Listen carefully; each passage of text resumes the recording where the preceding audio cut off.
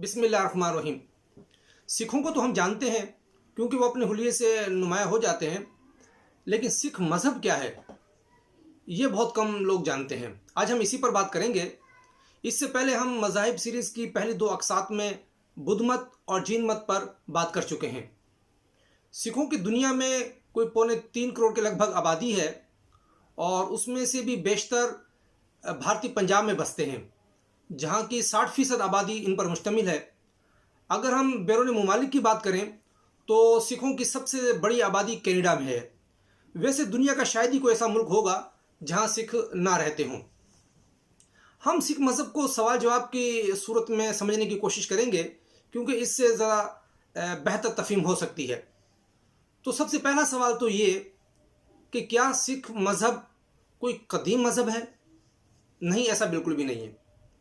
बुद्ध मत, जीन मत या हिंदू मत ये ख़ित्ते के चूँकि बड़े मज़ाहिब हैं और उसके बाद फिर इस्लाम भी इस ख़ित्ते में आया, तो इन सब के मुकाबले में सिख मज़हब की तारीख़ बहुत मुख्तसर है। आप यूँ समझें कि 16वीं सदी के आगाज़ में ही इस मज़हब की बुनियाद पड़ी, तो यूँ इसकी कुल उम्र कोई 550 साल बनती है। अब दूसरा सवाल ये कि इस मज़हब के बानी कौन थे? सिख मज़हब के बानी बाबा गुरु नानक थे, जो 1469 में ननकाना में पैदा हुए, पंजाब, पाकिस्तानी पंजाब। उनके वालिदैन हिंदू थे और उन्होंने अपने रिवाज के मुताबिक वहीं तालीम हासिल की और उनके बेशतर जो असातिज़ा मुसलमान थे। इस हवाले से उनकी जो सीरत निगारों ने या सवाने निगारों ने मोहम्मद हसन नामी एक मुसलमान बुज़ुर्ग का ख़ास तौर पर जिक्र किया है, जिनकी सोबत में बाबा गुरु नानक बहुत अरसे तक रहे। सिख रिवायत के मुताबिक बाबा गुरु नानक शुरू ही से एक दरवेशाना उनकी तबीयत थी। बहरहाल उनकी शादी हुई, बच्चे भी हुए और उन्होंने ज़रिया माश के तौर पर मुलाजमत अपनाई और काफ़ी दिनों तक वो मुलाजमत भी करते रहे। लेकिन जब उनकी उम्र कोई 30 साल के करीब हुई तो कुछ उन पर ऐसी रूहानी कैफियत तारी हुई कि वो सब कुछ छोड़ छाड़ कर चलते बने।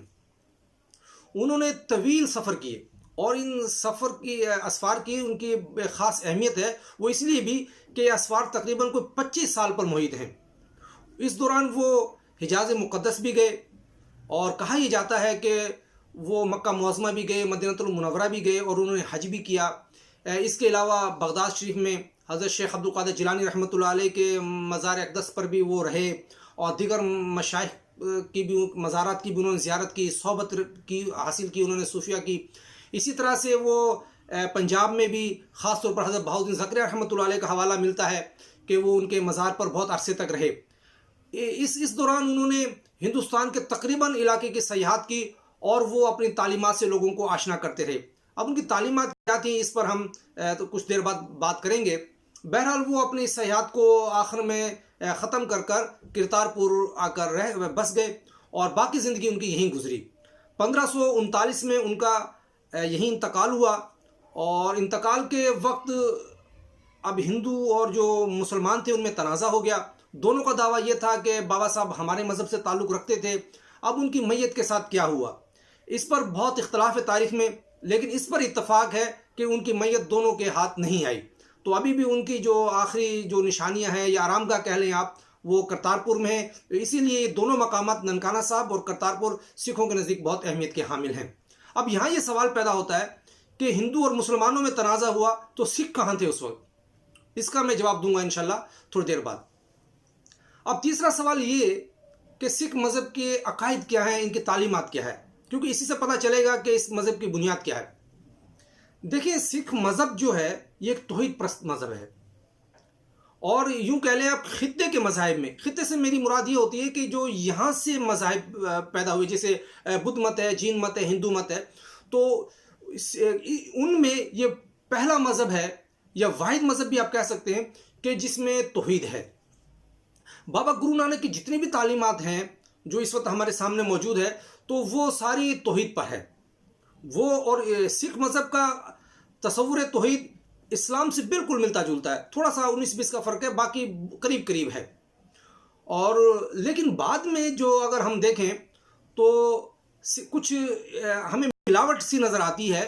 तो अब जो है वो सिख मज़हब में बहरहाल अक़ीदा तौहीद उस तरह से नहीं है, क्योंकि जो गुरु जो बाद में आए हैं तो उनकी जो तालीमात की इसमें आती रही सामने, तो उससे बहरहाल ये अक़ीदा बहुत मुतासिर हुआ है। अब हम देखते हैं कि जो ग्रंथ साहब में जो है हिंदू देवताओं के भी किस्से कहानियाँ मौजूद हैं, तो जो गुरु थे उनके मामले में कुछ ज़्यादा गुलू नज़र आया, तो उससे भी ये जो अक़ीदा तौहीद इनका सिख मज़हब में काफ़ी हमें मुतासिर नज़र आता है। इसके अलावा बाबा गुरु नानक इस्लाम के जो अरकान थे, जैसे तौहीद की मैंने बात की, रोज़ा है, नमाज, हज, ज़कात, इसके कायल थे, रिसालत के कायल थे। वो हज़रत सल्लल्लाहु अलैहि वसल्लम समेत दिगर अंबिया कराम को भी रसूल मानते थे। अच्छा, इसके अलावा अगर हम देखें तो सिख मज़हब की जो बुनियाद थी वो थी कि निर्वाण हासिल करना। वो भी ये चाहते थे किसी तरीके से रूह को सुकून मिल जाए। अच्छा, इसके लिए वो हिंदू जो मज़हब से मुतासिर थे बाबा साहब, और आवागौन के कायल थे, यानी बार बार जन्म। लेकिन फ़र्क यह था, वो ये कहते थे कि पहले जन्म में भी इंसान की रूह को इत्मीनान या सुकून हासिल हो सकता है। लेकिन हिंदू मत के हवाले से भी अगर हम बात करें तो यह अक़ीदा तो उनके पास था, लेकिन वो बुत परस्ती के ख़िलाफ़ थे। वो ये अवतार जो सिस्टम है इसको नहीं मानते थे, ज़ात पात के ख़िलाफ़ थे। अच्छा, गाँव परस्ती के ख़िलाफ़ थे। फिर सिख मज़हब में ये गंगा जमुना का जो स्नान वगैरह होता है, इसके कोई इसका वो जवाज़ नहीं है। अच्छा, मर्द औरत की बराबरी के कायल थे बाबा साहब। रहबानियत के बिल्कुल ख़िलाफ़ थे। वो कहते थे कि अपनी मेहनत मजदूरी करो भाई, जिस तरह से एक आम नॉर्मल ज़िंदगी गुजारी जाती है इस तरह से ज़िंदगी गुजारी जाए। अच्छा, इसी तरह से अगर हम उनकी ज़िंदगी में देखें तो बहुत सी ये जो हिंदुओं की रसूमात थी वो वहाँ नहीं मिलती उनके पास। तो बाबा साहब इस हवाले से बिल्कुल जो है वो हिंदुओं से हट के उनका नज़रिया था, और तौहीद, रिसालत और इन मामलात के अंदर वो इस्लाम के बहरहाल खासे करीब थे। लेकिन इस मामले में अगर हम देखें तो बाद में जो गुरु आए हैं तो उन्होंने बहुत सारी नई चीज़ें भी मुतारिफ़ करवाई। मिसाल के तौर पर अगर हम देखें तो 5वें जो गुरु थे अर्जन देव, उन्होंने बाकायदा सिख मज़हब को मुनज़्ज़म किया। उसमें वो नई नई चीज़ें लेकर आए। ग्रंथ साहब भी उन्होंने ही तरतीब दी थी। अब ग्रंथ साहब क्या है, इसकी एक बहुत ही अहमियत रखती है सिख मज़हब में, इसके बाद में इंशाल्लाह उस पर बात करूँगा। तो इसी तरह से जब हम उनके 10वें जो गुरु थे गोबंद सिंह, उन्होंने तो बाकायदा इसे एक मज़हब की शक्ल दी है सिख मज़हब को। अच्छा, ये जो सिख लफ्ज़ है इसके मायने तो होता है कि तालिब इल्म या चेला, लेकिन हम देखते हैं सिखों के साथ सिंह लिखा होता है, फलाना सिंह, ममनून सिंह, वो सिंह। तो सिंह क्या है? ये असल में 10वें जो इनके गुरु थे उन्होंने तलकीन की थी कि हर सिख अपने नाम के साथ सिंह लिखेगा यानी शेर, और हर सिख खातून अपने नाम के साथ कौर लिखेगी यानी शहजादी। इसी तरह से फिर उन्होंने कहा कि ये हलाल गोश्त नहीं खाना है। पहले जो सिख जो थे मुसलमानों का ज़बिया खा लेते थे, ले लेते थे मुसलमान दुकानदारों से गोश्त, लेकिन उनका नहीं, झटके खाएं, झटके से ऐसे मारकर जो जानवर को वो किया जाता है, तो झटके का गोश्त है। तंबाकू नोशी से जो है इज्तनाब की उन्होंने वो तालीम दी है। अच्छा, फिर जो है उन्होंने 3 जो है वो बुनियादी उसूल दिए हैं सिख मज़हब को। एक तो उन्होंने ये कहा कि भाई नाम जपना, नाम जपने से मुराद ये है कि अल्लाह का नाम लेना और हर वक्त जो है अल्लाह का ध्यान रखना है। फिर किरत करनी ये यानी कि मेहनत से बिल्कुल दयानतदारी के साथ अपनी रोज़ी कमाई जाए। फिर आता है कि विन चखना, यानी कि अपनी दौलत को तकसीम किया जाए और लोगों तक जो है फैलाया जाए। अच्छा, इसी तरह से जो इनके 10वें गुरु थे उन्होंने 5 काफ दिए थे सिखों को, जो इस वक्त भी उनकी अलामत है, यानी केस, बाल, कंघा, कड़ा, करपान और कच्छा। ये 5 जो काफ हैं ये भी 10वें गुरु ने दिए थे। तो इस तरह से सिखों की एक रिवायत बनी। अलबत्ता जो उनके चौथे गुरु थे बुनियाद उन्होंने ही डाल दी थी। उन्होंने क्या बुनियाद डाली थी? सबसे पहले उन्होंने सिखों की हिंदुओं के साथ जो रस्म, शादी ब्याह की रस्में होती हैं, गमी की रस्में होती हैं, वो बिल्कुल अलग कर दी थी। मतलब कि किस तरह से शादी होगी वो बिल्कुल एक अलग मामला वो चौथे इनके गुरु ने कर दिया था। तो ये इनकी जो कुछ बुनियादी तालीमात हैं जो हमारे सामने आती है। अब एक सवाल जो बार बार हमने वो जिक्र किया, गुरु गुरु गुरु, तो आपके ज़हन में भी आ रहा होगा कि गुरु क्या है। ये बज़ाहिर तो उस्ताद है, लेकिन सिख मज़हब में गुरु एक अलग तस्वुर है इसका। सिख मज़हब के मुताबिक कुल 10 गुरु आए हैं इनके। पहले गुरु बाबा गुरु नानक थे और आखिरी और 10वें गुरु थे गोबंद सिंह। अब गुरु असल में ये रिसालत के तस्वुर से मिलता है इनके यहाँ, कि जिस तरह से रसूल होते हैं तो इस तरह से मिलता है, लेकिन बाद में बहुत ज़्यादा गुलू हुआ, मुबालगा किया गया इसमें। तो अब जो है वो गुरु का मामला कुछ ज़्यादा ही बढ़ा दिया है, यानी कि बस अल्लाह के करीब तर जो है वो मामला नज़र आता है हमें इनकी तालीमात में। अच्छा, जो 10वें गुरु जो थे गोबिंद सिंह, उन्होंने ये किया कि अपनी वफ़ात से कुछ दिन पहले 1708 में उनकी वफ़ात हुई है, तो चंद दिन पहले उन्होंने एक वसीयत की कि भाई अब कोई और गुरु नहीं आएगा, आइंदा जो गुरु है वो ग्रंथ साहब जो है, जो किताब है इनकी, कहा कि वही गुरु होगी। तो इस तरह से 10वें गुरु के बाद यानी 1708 के बाद वो किसी फर्द के गुरु होने का सिलसिला सिख मजहब में ख़त्म हो गया। अब जो ग्रंथ साहब है यही गुरु है, इसी को जिंदा गुरु का दर्जा हासिल है। मतलब यानी इसकी इतनी अहमियत है इस किताब की, सिर्फ किताब नहीं है बल्कि इसे एक जिंदा गुरु का दर्जा हासिल है, इसीलिए इसको कहते हैं गुरु ग्रंथ साहब। अच्छा, ये ग्रंथ साहब ये किस तरह से तरतीब पाई है? ये दरअसल जो इनके 5वें गुरु थे अर्जन देव, उन्होंने इसे तरतीब दिया, और तरतीब कुछ इस तरह से नहीं दिया बल्कि अगर हम इसकी तरतीब की वो रिवायत पढ़ें तो ऐसा लगता है कि एक बड़ा चर्चा था उन दिनों में। उन्होंने पहले 4 गुरु थे उनके कलाम को हासिल किया, फिर इसमें कुछ 15 के लगभग मुसलमान सूफिया और हिंदू जो भगत वगैरह होते हैं उनका कलाम भी इसमें शामिल है। उस दौर के दिगर जो नामवर शौरा थे उनके कलाम को भी इसमें शामिल किया गया।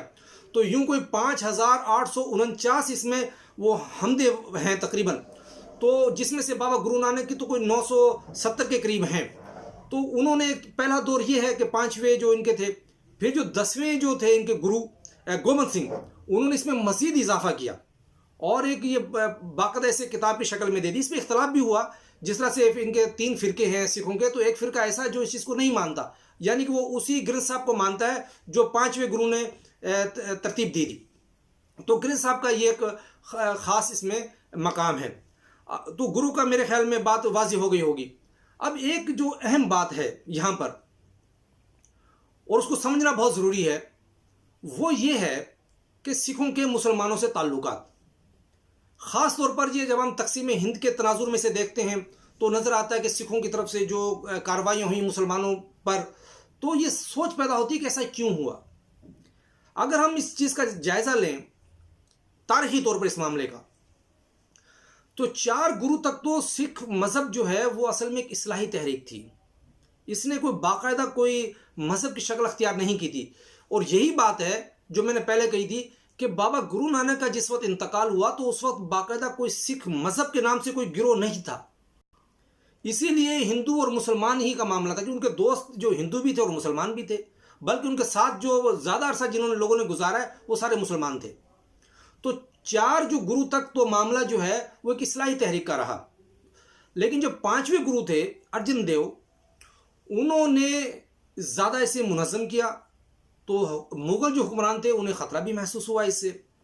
दूसरी बात यह है कि उन्होंने ख़ुद जो है कुछ मुसल्ला साथी भी तैयार करना शुरू किए और हल्की हल्की कुछ झड़पें भी शुरू हुई। तो कहा यह जाता है कि औरंगज़ेब ने वो 5वें जो गुरु थे अर्जन देव, उनको कत्ल करवा दिया था। इस हवाले से बहुत सी रिवायतें, बाज़ कहते हैं उन्हें दरबार में बुलाया और जब उन्हें कत्ल करने लगे तो उनसे कहा कि आपकी कोई आखिरी ख्वाहिश, तो उन्होंने कहा कि मैं नहाना चाहता हूँ, दरिया में छलांग लगाई तो वापस वो नहीं आए। लेकिन इतना है कि भी उन्हें रास्ते से हटा दिया गया। अच्छा, इसके बाद जो गुरु आए उनके में कई ऐसे जिनके मुसलमानों से बहुत अच्छे ताल्लुकात भी रहे, बल्कि ये जो गोल्डन टेम्पल है, आप हैरान होंगे और मैं पूछना चाहता हूँ कि आपको इल्म है कि उसका संग बुनियाद किसने रखा था? गोल्डन टेम्पल का संग बुनियाद हज़रत मियां मीर रहमतुल्लाह अलैह ने रखा था, जो मशहूर सूफी बुजुर्ग हैं लाहौर में जिनका मज़ार है, उन्हें ख़ास तौर पर मदऊ किया गया था वहाँ पर। तो इनके मुसलमानों से बड़े करीबी ताल्लुकात थे। 6ठे गुरु को जब गिरफ्तार किया बादशाह ने तो हज़रत मियां मीर रहमतुल्लाह अलैह की सिफारिश पर उन्हें रिहा किया गया था। लेकिन जब 9वें गुरु थे इनके तेग बहादुर, उनका एक बड़ा मामला हुआ, तो उनके बारे में भी कहा जाता है कि उन्हें भी कत्ल कर दिया गया। तो 10वें जो गुरु है गोबंद, चूँकि वो उनके बेटे थे तो एक वैसे एक इंतकाम का होता है, तो उन्होंने मुसल्ला जो कार्रवाइयाँ हैं वो ज़्यादा की। उनके कुछ चाहने वाले थे, उन्होंने तो बाकायदा एक फ़ोर्स बनाई। ये खालसा जो लफ्ज़ है ये भी असल में वहीं से आया है कि ख़ास वफ़ादार के तौर पर वो पहले तो इस सब सारे सिंह होते थे, तो उन्होंने बाकायदा हल्फ लिया और पहले अपने 5 साथियों से हल्फ लिया और उनको खालसा का एक लक़ब दिया। फिर हज़ारों की तादाद में सिख जो है वो उनके साथ आए और शामिल हुए।